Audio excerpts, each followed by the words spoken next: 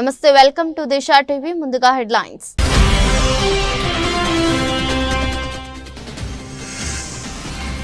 అమెరికాలో golden dome క్షిపణి రక్షణ వ్యవస్థకు ట్రంప్ శ్రీకారం 3 ఏళ్లలో కార్యాచరణ లక్ష్యంగా ప్రణాళికలు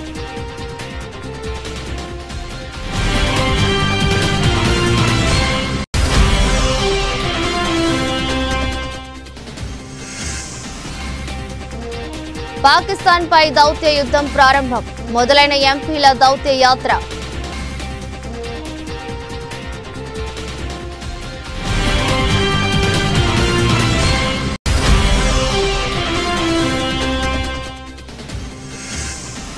హిందువులే లక్ష్యంగా దాడులు ముర్షిదాబాద్ హింసపై కలకత్తా హైకోర్టు కమిటీ సంచలన నివేదిక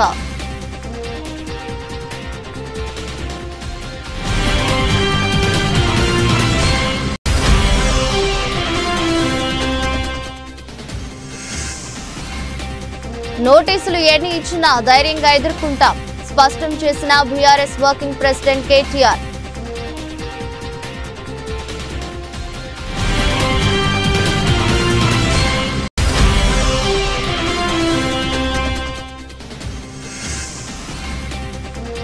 పదకొండవ యోగా ఇంటర్నేషనల్ డేను ఆంధ్రప్రదేశ్లో ఘనంగా నిర్వహిస్తారు వెల్లడించిన సీఎం చంద్రబాబు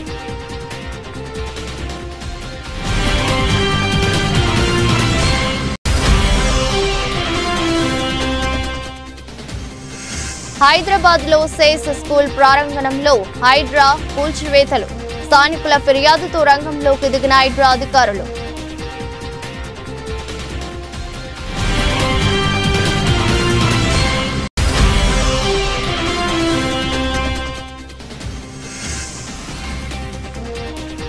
రాష్ట్రంలో రాక్షస పాలన మాజీ ముఖ్యమంత్రి వైఎస్ జగన్ ఫైర్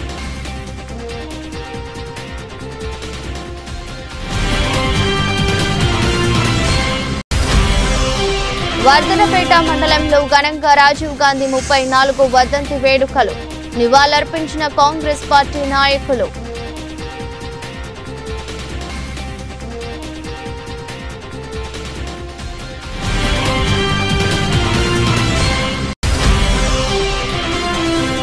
తిరుమల కలియుగ ప్రత్యక్ష దైవం శ్రీ వెంకటేశ్వర స్వామి సేవలో పలువురు ప్రముఖులు స్వామివారి ఆశీస్సులు అందుకున్న మాజీ మంత్రి ఆర్కే రోజా సంగీత దర్శకుడు తమన్ హీరోలు ఆది అశ్విన్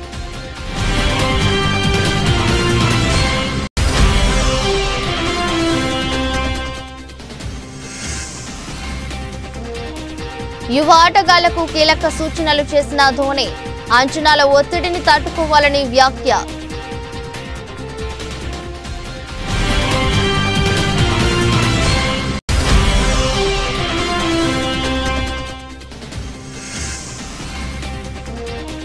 అల్లు అర్జున్ సుకుమార్ ఫ్యాన్స్ కు ఆదిరిపోయే న్యూస్ ఆర్యా 3 టైటిల్ రిజిస్టర్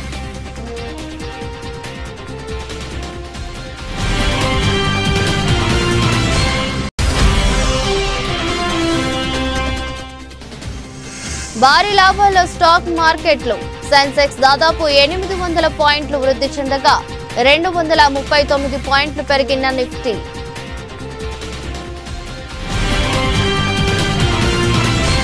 అమెరికాను క్షిపణి దాడుల నుంచి సంరక్షించేందుకు ఉద్దేశించిన గోల్డెన్ డోమ్ అనే అత్యాధునిక క్షిపణి రక్షణ వ్యవస్థ ప్రణాళికను అధ్యక్షుడు డొనాల్డ్ ట్రంప్ వైట్ హౌస్ లో ఆవిష్కరించారు సుమారు 3 ఏళ్లలో ఈ వ్యవస్థను కార్యాచరణలోకి తీసుకురావాలని లక్ష్యంగా పెట్టుకున్నట్లు తెలిపారు ఎన్నికల ప్రచార సమయంలో అమెరికా ప్రజలకు అత్యాధునిక క్షిపణి రక్షణ కవచాన్ని నిర్మిస్తానని హామీ ఇచ్చాను ఈ రోజు ఆ అత్యాధునిక వ్యవస్థ నిర్మాణాన్ని అధికారికంగా ఎంపిక చేసినట్లు ప్రకటించడం సంతోషంగా ఉందని ట్రంప్ పేర్కొన్నారు ఈ ప్రతిష్టాత్మక పథకానికి ప్రాథమికంగా $25 బిలియన్ నిధులను కేటాయించినట్లు ట్రంప్ వెల్లడించారు అయితే దీని మొత్తం వ్యయం దాదాపు $175 బిలియన్ వరకు ఉండవచ్చని ఆయన అంచనా వేశారు గోల్డెన్ డోమ్ పూర్తిగా నిర్మితమైన తర్వాత ప్రపంచంలోని ఏ మూల నుంచి ప్రయోగించిన క్షిపణులనైనా చివరికి అంతరిక్షం నుంచి ప్రయోగించినా సరే అడ్డుకోగలదు మన దేశ విజయం మనుగడకు ఇది చాలా ముఖ్యమని ట్రంప్ వివరించారు ఈ ప్రయత్నానికి US space force general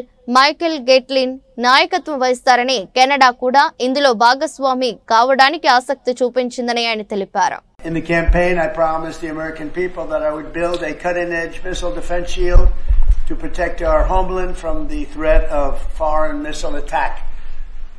And that's what we're doing. Today I'm pleased to announce that we have officially selected an architecture for this state-of-the-art system that will deploy next-generation technologies across the land, sea, and space, including space-based sensors and interceptors. And Canada has called us and they want to be a part of it. So we'll be talking to them. They want to have protection also. So as usual, we help Canada do the best we can. This design for the Golden Dome will integrate with our existing defense capabilities and should be fully operational before the end of my term. So we'll have it done in about 3 years. Once fully constructed, the Golden Dome will be capable of intercepting missiles even if they are launched from other sides of the world and even if they are launched from space. Pakistan ఉగ్రవాద సంబంధాలను ప్రపంచ దేశాల ముందు ఉంచేందుకు భారత్ తన దౌత్య కార్యకలాపాలను ముమ్మరం చేసింది. ఇందులో భాగంగా 7 భారత ప్రతినిధి బృందాల్లో 2 బృందాలు తమ తమ నిర్దేశిత దేశాలకు ఈరోజు బయలుదేరాయి. జేడీయూ ఎంపీ సంజయ్ షా నేతృత్వంలోని బృందం తొలుత ఇండోనేషియా, మలేషియా, దక్షిణ కొరియా, జపాన్, సింగపూర్ దేశాల్లో పర్యటించనుంది. ఈ బృందంలో బీజేపీ ఎంపీలు అపరాజిత సారంగి, బ్రిజ్ లాల్, హేమాంగ్ జోషి, ప్రధాన్ బారువా, తృణమూల్ కాంగ్రెస్ నేత Abhishek Banerjee, CPM MP John Brittas, Congress senior నేత సల్మాన్ ఖుర్షీద్, మాజీ దౌత్యవేత్త మోహన్ కుమార్ ఉన్నారు. శివసేన ఎంపీ శ్రీకాంత్ షిండే నేతృత్వంలోని మరో బృందం UAE, democratic republic of Congo, Sierra Leone, Liberia దేశాలకు వెళ్లనుంది. పాకిస్తాన్ ప్రభుత్వం ఉగ్రవాదాన్ని ప్రోత్సహిస్తుంది. గత 40 ఏళ్లుగా దీని ప్రభావం మాపై పడుతుంది. ఉగ్రవాదం విషయంలో పాక్ వైఖరిని ప్రస్తుతం ప్రపంచ వేదికలపై ఎండగట్టబోతున్నామని సంజయ్ షా ప్రయాణానికి ముందు తెలిపారు. 140 కోట్ల భారతీయుల భద్రతా విషయంలో తామంతా రాజకీయాలకు అతీతంగా పనిచేస్తామని, ఉగ్రవాదానికి వ్యతిరేకంగా ప్రభుత్వం చేస్తున్న పోరాటానికి మద్దతుగా నిలుస్తామని చెప్పారు. పాల్గాంలో 26 మంది అమాయకులను పొట్టనబెట్టుకున్న ఉగ్రదాడికి ప్రతీకారంగా భారత్ ఆపరేషన్ సింధూర్ కింద పాకిస్తాన్ పాక్ ఆక్రమిత కాశ్మీర్లోని ఉగ్ర స్థావరాలపై వైమానిక దాడులు చేసిన విషయం తెలిసిందే. ఈ నేపథ్యంలో పాకిస్తాన్ వాదనలను తిప్పికొట్టి వాస్తవాలను ప్రపంచానికి వివరించేందుకు ఈ దౌత్య యాత్ర చేపట్టారు. పశ్చిమ బెంగాల్లోని ముర్షిదాబాద్ జిల్లాలో గత నెలలో చోటు చేసుకున్న హింసాత్మక ఘటనల్లో అధికార తృణమూల్ కాంగ్రెస్ నేత ప్రమేయం ఉన్నట్లు కలకత్తా హైకోర్టు నియమించిన విచారణ కమిటీ తన నివేదికలో వెల్లడించింది. వక్ఫ్ సవరణ బిల్లు ఆమోదం పొందుతున్న సమయంలో చెలరేగిన ఈ దాడులు ప్రధానంగా హిందువులను లక్ష్యంగా చేసుకుని జరిగాయని, బాధితులు సహాయం కోసం అభ్యర్థించినప్పటికీ స్థానిక పోలీసులు స్పందించడంలో విఫలమయ్యారని నివేదిక పేర్కొంది. ముర్షిదాబాద్ లో జరిగిన హింసాత్మక ఘటనలపై హైకోర్టు ఏర్పాటు చేసిన విచారణ కమిటీ సంచలన విషయాలను వెలుగులోకి తెచ్చింది. ఈ దాడులకు స్థానిక కౌన్సిలర్ తృణమూల్ కాంగ్రెస్ నేత మహబూబ్ ఆలం సూత్రధారి అని నివేదిక ఆరోపించింది. స్థానిక కౌన్సిలర్ మహబూబ్ ఆలం దుండగులతో కలిసి వచ్చి దాడులను పాల్పడ్డారు. పోలీసులు పూర్తిగా నిర్లక్ష్యం వహించారు. ఘటనా స్థలంలో వారి జాడ కనిపించలేదని నివేదికలో కమిటీ స్పష్టం చేసినట్లు ఆంగ్ల మీడియా పేర్కొంది. ముఖ్యంగా ఏప్రిల్ 11 మధ్యాహ్నం 2:30 తర్వాత ఈ దాడి జరిగినట్లు నివేదిక తెలిపింది. దుండగులు విచక్షణ రహితంగా ఇళ్లకు నిప్పు పెట్టడం, దుకాణాలు, మాల్స్ ను లూటీ చేయడం, ధ్వంసం చేయడం వంటి చర్యలకు పాల్పడ్డారని కమిటీ వివరించింది. ఈ దాడుల కారణంగా బెడ్పోనా గ్రామంలోనే 113 ఇళ్లు తీవ్రంగా దెబ్బతిన్నాయని నివేదికలో పేర్కొన్నారు. హిందువులే లక్ష్యంగా ఈ విధ్వంసం జరిగిందని, బాధితులు ప్రాణభయంతో పరుగులు తీసినా పోలీసుల నుంచి సకాలంలో సాయం అందలేదని కమిటీ తన నివేదికలో ఆవేదన వ్యక్తం చేసింది. గత 17 నెలలుగా పాలన చేతకాక ఇచ్చిన అడ్డగోలు హామీలు నెరవేర్చే దమ్ములేక తీసుకుంటున్న కమిషన్ల నుంచి ప్రజల దృష్టి మరల్చేందుకు ప్రభుత్వం ప్రయత్నిస్తుందని మాజీ మంత్రి బీఆర్ఎస్ వర్కింగ్ ప్రెసిడెంట్ కేటీఆర్ అన్నారు. కేసీఆర్, హరీష్ రావులను నోటీసులు ఇవ్వడంపై కేటీఆర్ స్పందించారు. ఈ విషయమై ఆయన మీడియాతో మాట్లాడుతూ ఎన్ని నోటీసులు ఇచ్చినా, ఎన్ని డ్రామాలాడినా, పూటకు కమిషన్ వేసి ఎన్ని చిల్లర ప్రయత్నాలు చేసినా రేవంత్ సర్కార్ను వదిలిపెట్టే ప్రసక్తి లేదన్నారు. ముమ్మాటికి న్యాయం, ధర్మమే గెలుస్తుందని కేటీఆర్ ధీమా వ్యక్తం చేశారు.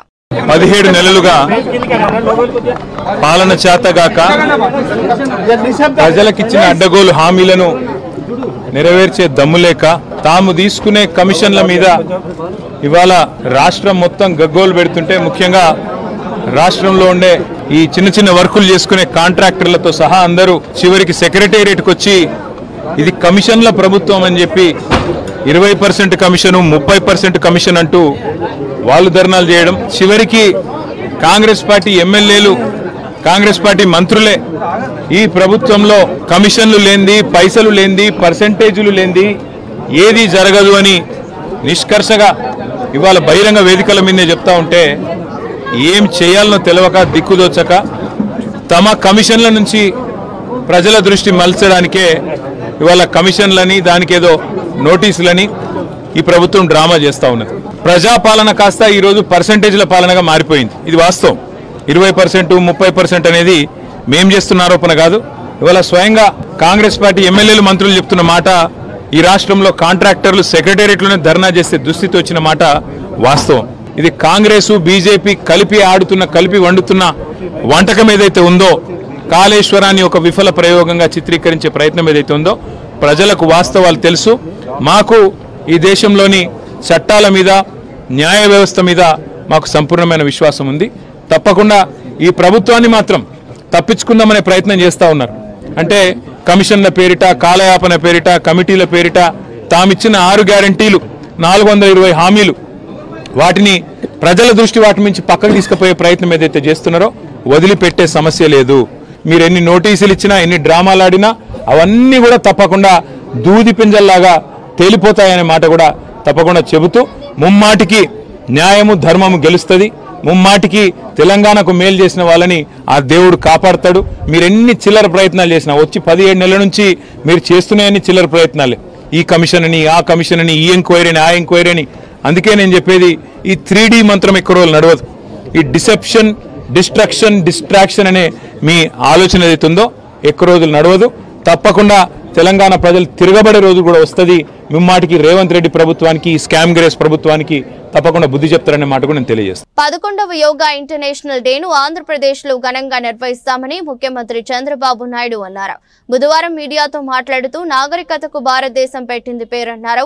యోగా మన వారసత్వమని, యోగా ఇంటర్నేషనల్ డేగా గుర్తింపు రావడానికి ప్రధానమంత్రి నరేంద్ర మోదీ కారణమన్నారు. యోగా మెరుగైన జీవనానికి దోహదపడుతుందని తెలిపారు. నేడు ప్రపంచంలో అన్ని దేశాల్లో జరుపుకునే కార్యక్రమం యోగా అని అన్నారు. యోగా అనేది కొద్ది మందికో లేక కొన్ని ప్రాంతాలకు సంబంధించింది కాదన్నారు. అందరి జీవితాల్లో యోగాని ఒక భాగం కావాలని సూచించారు. ప్రపంచానికి భారత్ అందిస్తున్న గొప్ప వరం యోగా అని చెప్పుకొచ్చారు. ఫోటోలు, ఈవెంట్ కోసం ఒక రోజు చేసే కార్యక్రమం కాదన్నారు. ప్రతి ఒక్కరిలో ప్రగాఢమైన మార్పు తీసుకొచ్చే కార్యక్రమం యోగా అని తెలిపారు. యోగా దినోత్సవాన్ని ప్రధాని మోదీ ఒక దీక్ష, పట్టుదలతో చేస్తున్నారని, నేటి నుంచి నెల రోజుల పాటు యోగాంధ్ర 2025 పేరుతో ప్రచార కార్యక్రమం నిర్వహించనున్నట్లు తెలిపారు. రాష్ట్ర వ్యాప్తంగా 2 కోట్ల మంది పాల్గొనేలా కార్యాచరణ రూపొందించినట్లు చెప్పారు. 5 లక్షల మందితో వచ్చే నెల 21వ తేదీన యోగా డే నిర్వహిస్తామని, ఉదయం 7 గంటల నుంచి 8 గంటల విశాఖపట్నం రామకృష్ణ బీచ్ లో యోగా డే నిర్వహించనున్నట్లు వెల్లడించారు. 10 లక్షల మందికి యోగా సర్టిఫికేట్ ఇస్తామన్నారు. ఈ రోజు మనం చూస్తే ఇంటర్నేషనల్ డే ఆఫ్ యోగా 2014 డిసెంబర్లో యునైటెడ్ నేషన్ జనరల్ అసెంబ్లీ ఆమోదించి ప్రపంచం అంతా జరపాలని నిర్ణయం తీసుకునే పరిస్థితి తీసుకొచ్చారు. దాని ప్రాముఖ్యత చెప్పడం, అదే మాదిరిగా ఆ ప్రాముఖ్యత వాళ్ళు గుర్తించే విధంగా చేయడం, దానిపైన ఇది ఒక ఇంటర్నేషనల్ ఈవెంట్ కింద ఒక రోజు ప్రత్యేకంగా కేటాయించి ఈ రోజు ఈ కార్యక్రమాన్ని చేసే పరిస్థితికి వచ్చారు. ప్రతి సంవత్సరం ఈ యోగా 7 నుంచి 8 గంటలు ఫిక్స్డ్ టైంలో ప్రపంచంలో అన్ని దేశాల్లో, భారతదేశంలో అన్ని ప్రాంతాల్లో జరుపుకునే కార్యక్రమం. ఈ కార్యక్రమం ఈ సంవత్సరం theme of this year yoga for one earth one health. ఇది చాలా మనందరికి కూడా, ప్రతి ఒక్క వ్యక్తికి సంబంధించిన విషయం. ఇది కూడా మనం చూస్తే ఏ కొద్ది మందికో, కొన్ని ప్రాంతాలకో, కొన్ని మతాలకో కాదు, హోలిస్టిక్ వెల్ బీయింగ్. ఒక మనిషి యొక్క జీవితంలో ఒక విధంగా చెప్పాలంటే ఒక మెరుగైన జీవన ప్రమాణాలకు నాంది, బెటర్ లివింగ్ కి పునాది ఈ యోగా అని చెప్పి కూడా నేను మీకు తెలియజేస్తున్నా. అందరి జీవితాల్లో యోగా అనేది ఒక పార్ట్ ఆఫ్ అవర్ లైఫ్ కావాలి. ఈరోజు అందరూ టెన్షన్ లో, స్ట్రెస్ తో ఈ యొక్క కాంపిటేటివ్ వరల్డ్ లో పరిగెత్తున్నాం. టెక్నాలజీ వల్ల ఇంకా ఈ టెన్షన్ పెరుగుతా ఉంది, స్ట్రెస్ పెరుగుతా ఉంది. లైఫ్ మెకానికల్ గా అయిపోతా ఉంది. రిలాక్సేషన్ లేని పరిస్థితులు వస్తున్నాయి. అన్ని ఉన్నా కూడా ఎక్కడో లోటు, ఆ లోటే ఈ స్ట్రెస్. అందుకనే ఈరోజు వీటికన్నిటికీ పరిష్కార మార్గం హీలింగ్ ఫ్యాక్టర్ యోగా. దీన్ని ఒక పెద్ద ఎత్తున చేయాలనే ఉద్దేశంతో ఒక రోజేదో సింబాలిక్ గా చేయడం, లేకుంటే ఫోటోల కోసం చేయడం, ఈవెంట్ కోసం చేయడం కాదు. ఇది ప్రతి ఒక్కరిలో ప్రగాఢమైనటువంటి మార్పు తీసుకొచ్చే విధంగా, వాళ్ళ జీవన శైలిలో భాగంగా ఉండేట్టుగా, అంటే it is a part of their life. దీన్ని మనం ముందుకు తీసుకుపోవాల్సిన అవసరం ఉంది. హైదరాబాద్ లోని మేడిపల్లి ఆర్ఏఆర్ కాలనీలోని సేజ్ పాఠశాల ప్రాంగణంలో నిర్మించిన అక్రమ కట్టడాలను హైడ్రా అధికారులు బుధవారం కూల్చివేశారు.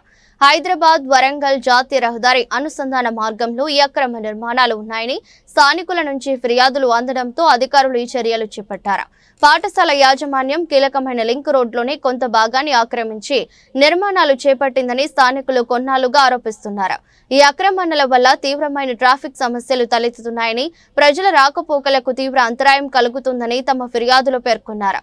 వాహనదారులు, పాదచారులు ఇబ్బందులు పడుతున్నారని తెలిపారు. ఈ కబ్జాపై కాలనీ వాసులు 15 ఏళ్లుగా పోరాడుతున్నారని తెలిసిందే. అందిన ఫిర్యాదులపై స్పందించిన హైడ్రా అధికారులు క్షేత్రస్థాయిలో తనిఖీలు చేశారు. పాఠశాల యాజమాన్యం రోడ్డును ఆక్రమించి నిర్మాణాలు చేపట్టినట్లు ఈ తనిఖీల్లో నిర్ధారణ అయింది. దీంతో బుధవారం ఉదయం పోలీస్ బందోబస్తు నడుమ ప్రత్యేక బృందాలు పాఠశాల వద్దకు చేరుకుని రోడ్డుపైకి చొచ్చుకుని వచ్చిన అక్రమ నిర్మాణాలను కూల్చివేశాయి. ఈ కూల్చివేతల సందర్భంగా ఎలాంటి అవాంఛనీయ ఘటనలు జరగకుండా పోలీసులు జాగ్రత్తలు తీసుకున్నారు. రాష్ట్రంలో రాక్షస పాలన సాగుతుందని, మనం రాక్షస యుగంలో ఉన్నామని, చంద్రబాబు పాలనలో రాజకీయాల నైతికంగా పతనమయ్యాయని మాజీ ముఖ్యమంత్రి వైఎస్ఆర్సీపీ అధ్యక్షుడు వైఎస్ జగన్మోహన్ రెడ్డి స్పష్టం చేశారు. చంద్రబాబు పరిపాలనలో కేసులు ఎదుర్కోవాలని, అలాగే జైళ్లకు వెళ్లగలగాలని, అలాంటి వారే ఇప్పుడు రాజకీయాలు చేయగలరని, రాజకీయాల్లో మనుగడ కొనసాగించగలరని ఆయన తెలిపారు. స్థానిక సంస్థల ప్రజా ప్రతినిధులతో వైఎస్ జగన్ భేటీ అయ్యారు. డాక్టర్ బిఆర్ అంబేద్కర్ కోనసీమ జిల్లా రామచంద్రాపురం మున్సిపాలిటీ, పార్వతీపురం మన్యం జిల్లా, పార్వతీపురం మున్సిపాలిటీ, సత్యసాయి జిల్లా రామగిరి మండలం, గ్రేటర్ విశాఖ మున్సిపల్ కార్పొరేషన్ ప్రజా ప్రతినిధులతో సమావేశమైన వైఎస్ జగన్ తాజా రాజకీయ పరిణామాలపై చర్చించారు. మన హయాంలో ఈ తరహా రాజకీయాలు చేయలేదు. స్థానిక సంస్థల ఎన్నికల్లో మనం స్వీప్ చేశాం. తాడిపత్రి మున్సిపల్ ఎన్నికల్లో టీడీపీకి 18, మనకు 16. టీడీపీ వాళ్ళని లాక్కుందామని ఎమ్మెల్యే అడిగాడు. కానీ మన పార్టీ ఎమ్మెల్యేను మనం హౌస్ అరెస్ట్ చేయించాం. ప్రజాస్వామ్యంగా అక్కడ ఎన్నిక జరిగేలా చూసాం. కాబట్టి అక్కడ టీడీపీ గెలిచింది. రాష్ట్రంలో కులం, మతం, రాజకీయాలు చూడకుండా చివరకు టీడీపీ వాళ్ళ సమస్యలను తీర్చాం. జగనన్నకు చెబుదాం నంబర్కు ఫోన్ చేస్తే చాలు, వెంటనే స్పందించి పరిష్కారం చూపాం. స్పందన కార్యక్రమం ద్వారా కూడా వివక్ష లేకుండా పరిష్కారాలు చూపాం. అత్యధికంగా టీడీపీ వాళ్లకు చెందిన సమస్యలకు పరిష్కారాలు చూపి మంచి పరిపాలన అందించాం. ఇవాళ చంద్రబాబు ప్రజాస్వామ్యాన్ని పట్టపగలే కూని చేస్తున్నారని వైఎస్ జగన్ ఆగ్రహం వ్యక్తం చేశారు. మ్యానుఫ్యాక్చర్డ్ విట్నెస్లు అంటే ఒక నేరంతో ఒక మనిషికి సంబంధం ఉండదు, కానీ ఏకంగా వీళ్ళకి సంబంధించిన ఒక వ్యక్తిని క్రియేట్ చేస్తున్నారు. ఆయన చేత ఆయనను అప్రూవర్ అంటున్నారు, ఆయన చేత ఇష్టం వచ్చిన మాటలు మాట్లాడిస్తున్నారు, ఒక ఎవిడెన్స్, మ్యానుఫ్యాక్చర్డ్ ఎవిడెన్స్ క్రియేట్ చేయిస్తున్నారు. ఆ మనిషితో ఈ మనిషి పేరు చెప్పిస్తున్నారు, ఈ మనిషిని ఇలా అరెస్ట్ చేస్తూ ఉన్నారు. ఇంతవరకు ఎప్పుడు హిస్టరీలో ఇటువంటి కార్యక్రమాలు ఎప్పుడు జరగల. ఒక తప్పుడు సాంప్రదాయానికి పెద్ద మనిషి చంద్రబాబు నాయుడు గారు ఈరోజు బీజం వేస్తూ ఉన్నాడు. ప్రతి నియోజకవర్గంలో కూడా పాత కేసులు ఏమేమి ఉన్నాయని చెప్పి తవ్వుతున్నారు. ఆయన పాత కేసులలో ఇప్పుడు మన ఎమ్మెల్యే క్యాండిడేట్లను ఎలా ఇరికించాలి అని చెప్పి, ఆ కేసుల్లో ఎలా ఇరికించాలి అని చెప్పి ఇప్పుడు చూస్తూ ఉన్నారు. ఏ తప్పు జరగకపోయినా కూడా యాక్టివ్గా ఎవడైనా కార్పొరేటర్ ఉన్నా, ఎవడైనా ఎంపీటీసీ ఉన్నా, ఎవడైనా జెడ్పీటీసీ ఉన్నా, లేకపోతే ఎవరైనా లీడర్ ఉన్నా సరే విజిలెన్స్లో ఎలా ఇరికించాలా, తప్పుడు కేసు ఎలా పెట్టించాలా అనే సంస్కృతితోనే ఈరోజు పాలన సాగుతూ ఉంది. నేను ఒకటి చెప్తా ఉన్నా, ఈరోజు కష్టంలో ఉన్న వైఎస్ఆర్సీపీ అన్నదమ్ములను నేను ఈరోజు చూస్తూ ఉన్నా. నేను మీ అందరికీ ఒకటే చెప్తా ఉన్నా, మీ అన్నగా, మీ తమ్ముడిగా, మీ బిడ్డగా ఒకటి చెప్తా ఉన్నా. నెక్స్ట్ వచ్చే జగన్ 2.0లో పరిస్థితి ఈ మాదిరిగా ఉండదు. ఈరోజు ప్రతి కార్యకర్త కష్టాన్ని చూస్తూ ఉన్నా కాబట్టి చెప్తా ఉన్నా. ఇంతకుముందు మన హయాంలో మనం వచ్చే టయానికే కోవిడ్ మహమ్మారి మధ్యలో 2019 జూన్లో మనం ప్రమాణ స్వీకారం చేశాం. ఆ తర్వాత ఆ మార్చిలోనే ముగియక మునిపే ఒక సంవత్సరం కూడా సరిగ్గా ముగియక మునిపే 2020 మార్చి వచ్చేసరికి వెంటనే కోవిడ్ వచ్చింది. ఆ తర్వాత 2 సంవత్సరాలు కోవిడ్తో మనం యుద్ధం చేయాల్సిన పరిస్థితుల మధ్య మన పాలన సాగింది. బహుశా కార్యకర్తలకు అనుకున్న మేరకు బహుశా నేను చేయలేకపోయి ఉండొచ్చు. కానీ ఇవాళ ఒకటే చెప్తా ఉన్నా, ఈరోజు ఈ కష్టాన్ని చూసిన వ్యక్తిగా చెప్తా ఉన్నా, రేపొద్దున ఇలా ఉండదు. రేపొద్దున జరిగే ప్రతి విషయంలోనూ వైఎస్ఆర్సీపీకి కార్యకర్తే నెంబర్ 1గా ఉంటాడని మాత్రం ఖచ్చితంగా చెప్తా ఉన్నా.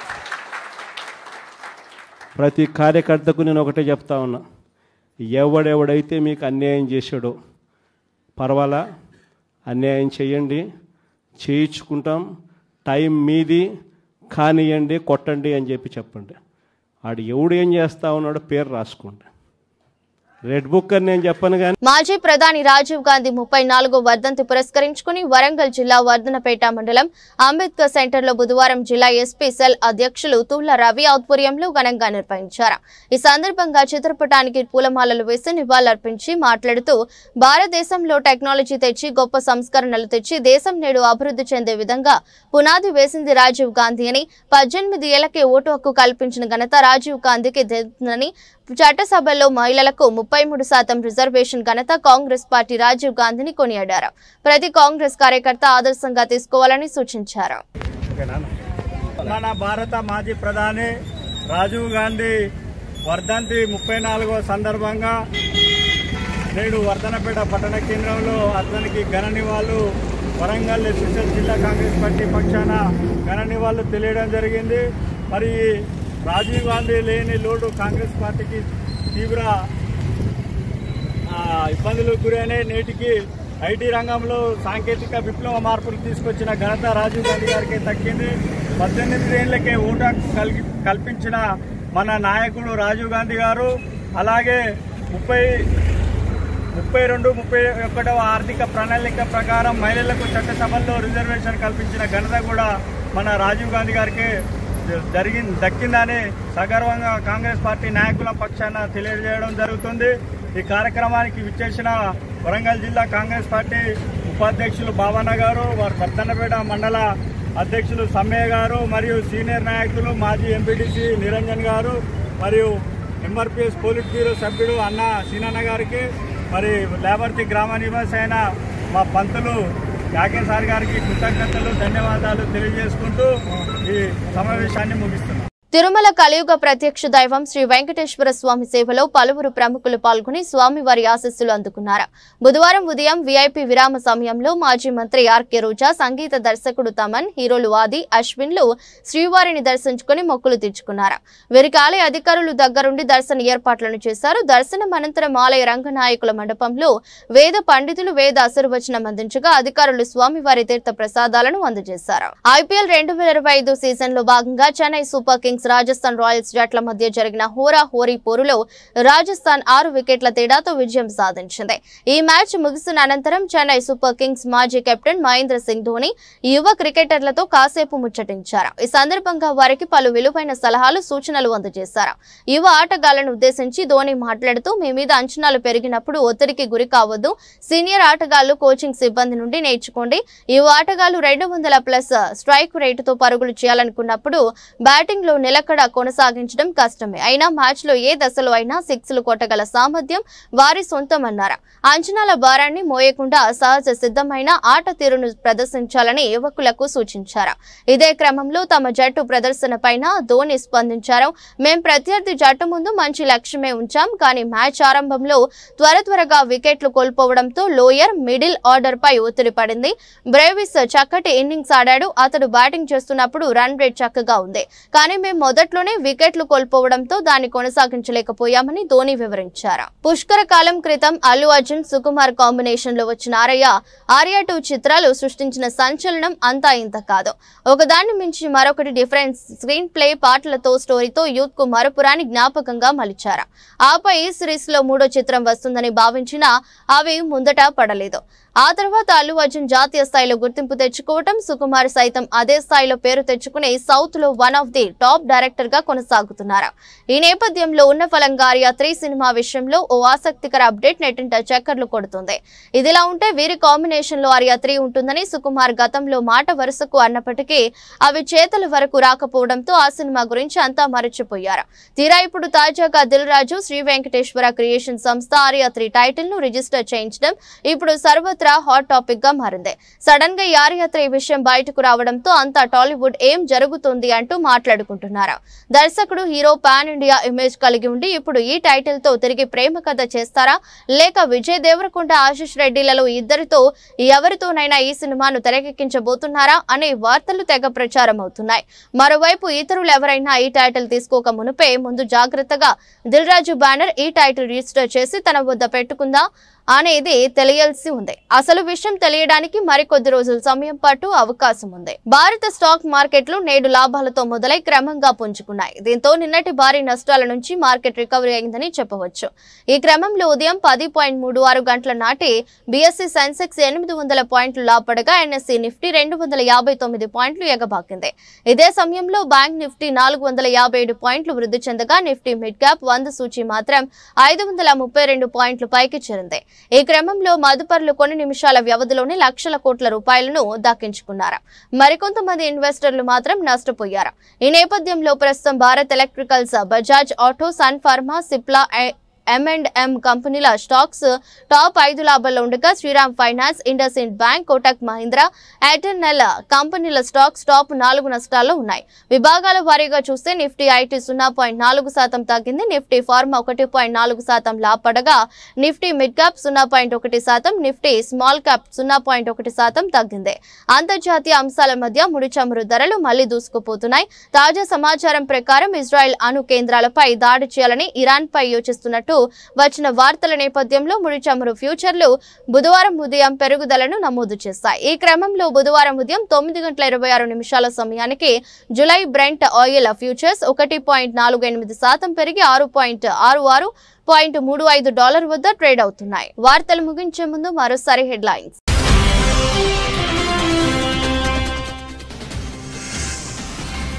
అమెరికాలో గోల్డెన్ డోమ్ క్షిపణి రక్షణ వ్యవస్థకు ట్రంప్ శ్రీకారం.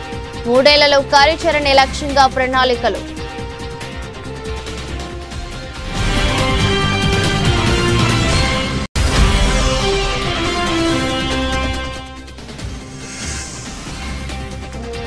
పాకిస్తాన్ పై దౌత్య యుద్ధం ప్రారంభం.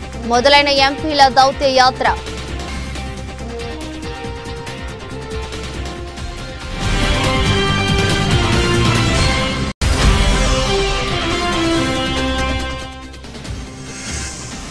హిందువులే లక్ష్యంగా దాడులు. ముర్షిదాబాద్ హింసపై కలకత్తా హైకోర్టు కమిటీ సంచలన నివేదిక.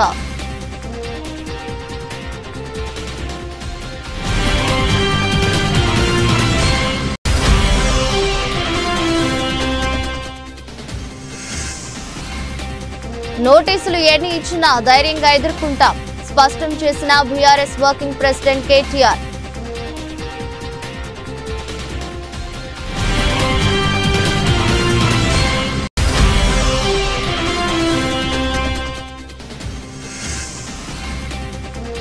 పదకొండవ యోగా ఇంటర్నేషనల్ డేను ఆంధ్రప్రదేశ్లో ఘనంగా నిర్వహిస్తారు వెల్లడించిన సీఎం చంద్రబాబు.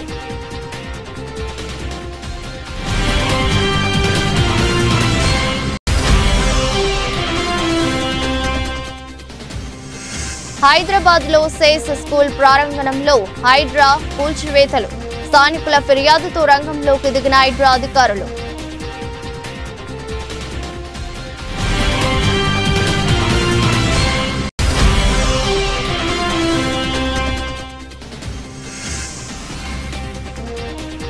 రాష్ట్రంలో రాక్షస పాలన.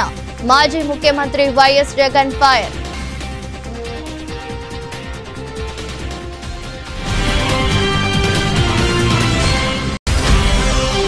వర్ధనపేట మండలంలో ఘనంగా రాజీవ్ గాంధీ 34వ వర్ధంతి వేడుకలు. నివాళులర్పించిన కాంగ్రెస్ పార్టీ నాయకులు.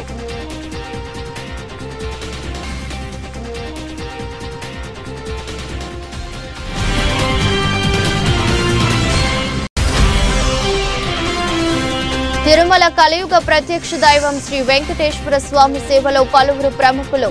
స్వామివారి ఆశీస్సులు అందుకున్న మాజీ మంత్రి ఆర్కే రోజా, సంగీత దర్శకుడు తమన్, హీరోలు ఆది, అశ్విన్.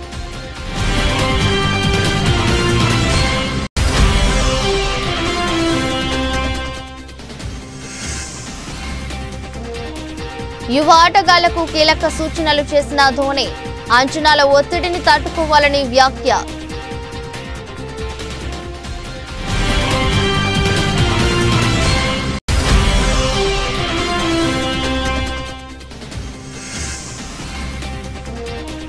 అల్లు అర్జున్, సుకుమార్ ఫ్యాన్స్ కు ఆదిరిపోయే న్యూస్. Arya 3 title register.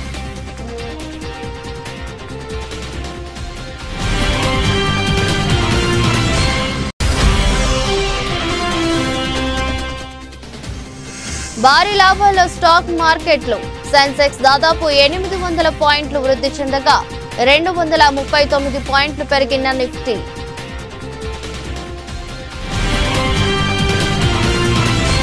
ఇది రోజు బులెటిన్. మరో బులెటిన్లో మళ్ళీ కలుద్దాం. అంతవరకు సెలవు. నమస్కారం.